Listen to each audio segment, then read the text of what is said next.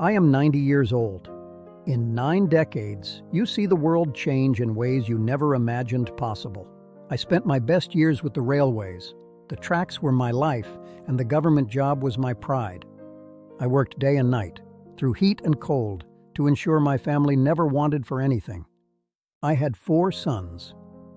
Everything I earned, every drop of my sweat, was invested in their future. I didn't just invest my money. I invested my entire soul into making them successful men. Their education, their weddings, their homes, I provided it all without a second thought for myself. At 60, the day finally came. I retired from the railways. I thought it was time to finally rest with my family. But the warmth I expected soon turned into a chilling silence. The respect I earned began to fade. Slowly, I became a guest in the very home I had built with my own hands. Then came the day I never thought I would see. The sons I lived for.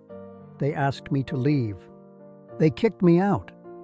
The very children I carried on my shoulders couldn't find a corner for me in their homes.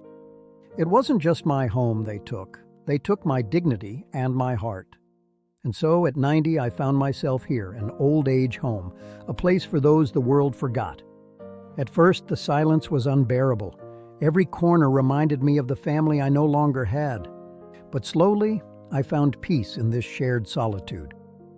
There are others here with stories just like mine. I often wonder where I went wrong. Did I give too much? Or did the world just change too fast? Life is like a train journey. You meet many people, but in the end, you reach the final station alone. The tracks don't look back at where they've been. They only lead forward into the sunset. To my sons, I have no anger left, only a heavy heart that still prays for your happiness. I hope your children never have to feel the weight of the silence you gave me. To those who still have their parents, hold them close. A home is not made of bricks, but of the love you give. Do not wait for retirement to realize that time is the only currency that truly matters. I have found a new family here. We share our bread, our memories, and our quiet afternoons. There is a strange comfort in knowing you are not alone in your loneliness. I am 90 years old. I have lost my home, but I have found myself. Wealth can be taken, homes can be lost, but the peace you find within is yours forever. As the sun sets on my journey, I am grateful for the tracks I've traveled, no matter how bumpy they were.